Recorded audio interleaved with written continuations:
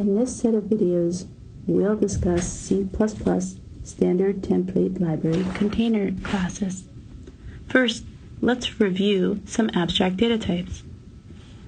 In previous videos, we've discussed the list ADT and two specialized lists, the queue, which is a first in, first out list, and the stack, which is a last in, first out list.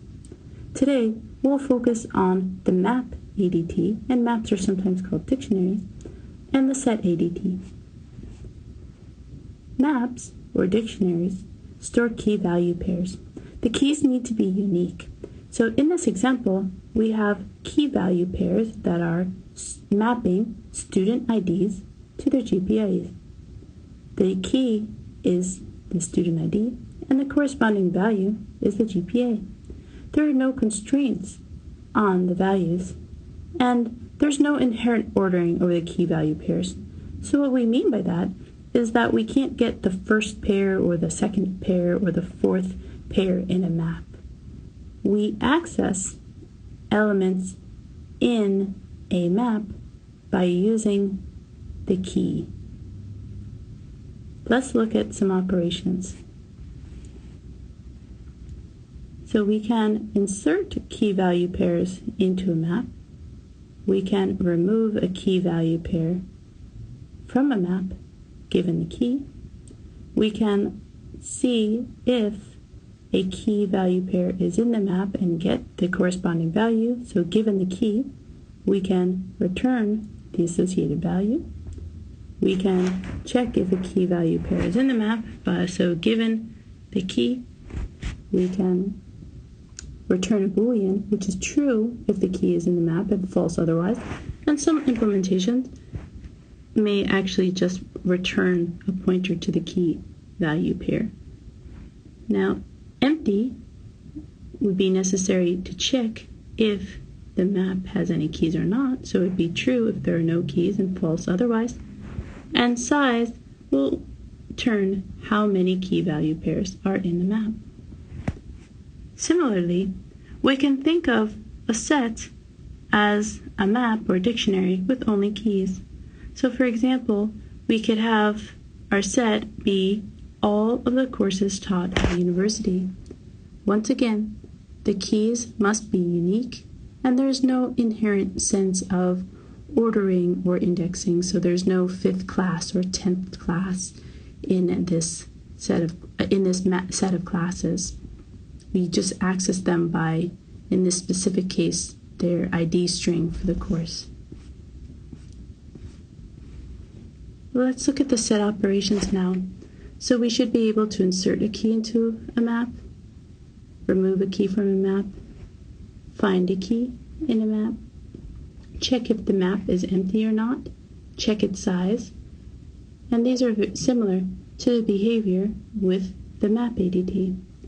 However, we should also be able to support set operations such as intersection, union, and difference, and these are the same as in set theory. So I'll review them now quickly. So if you're given two sets, set 1 and set 2, and you'd like their intersection, the operation should return a new set, which is all of the elements that are in both set 1 and set 2. That's the intersection. Now, for the union, given two sets, set 1 and set 2, the union operation should return a new set that is all of the elements in set 1 or set 2.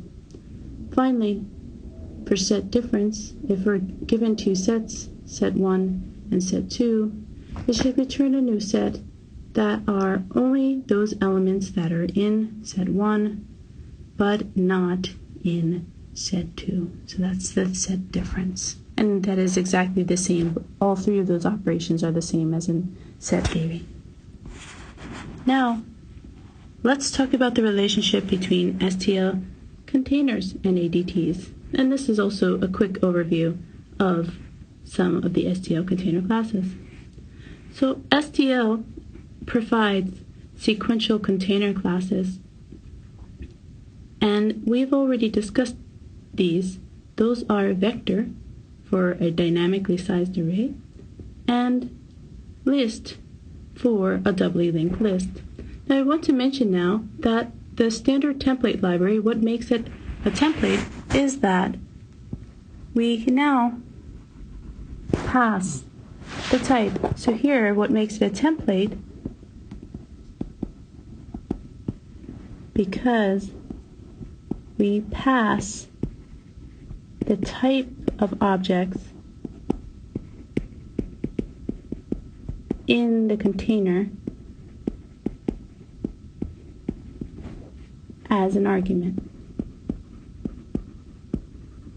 So that's where the template and container part are coming from. So you can see the vector can be a vector of whatever type of objects that we pass to it, and the list can be a list of whatever type of objects that we pass to it. So it's these two aspects that make it the template and container. So we'll get to how to write your own templates on the next set of videos, but you'll notice that's why all the standard template library container classes have the name of the class followed by the angle bracket and T for the type and the closing angle bracket. So that's, for example, we could have a vector of ints or a list of ints, as we've seen previously. And if we wanted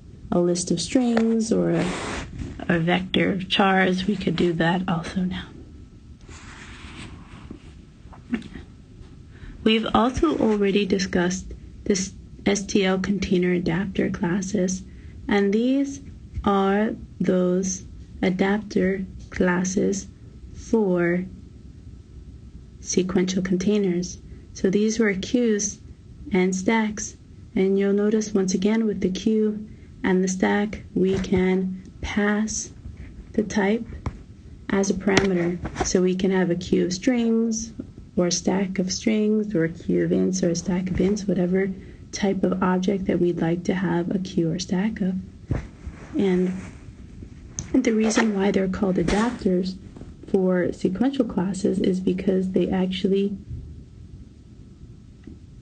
have the additional protocol on top of the underlying sequential class. So in the example of the queue, we have the first in, first out list, and for stack, we have the last in, first out list. Today, we'll spend much more time discussing associative containers. So the associative containers are sets and maps. And you'll notice that we have the template for the set. So we pass the angle brackets, and the type is going to be the type of keys.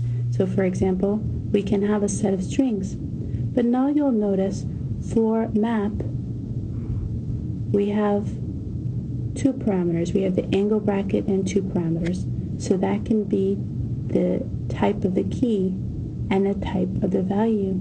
So in particular, we could have integer student IDs and double GPAs. So whatever the type of the key and the type of the value are.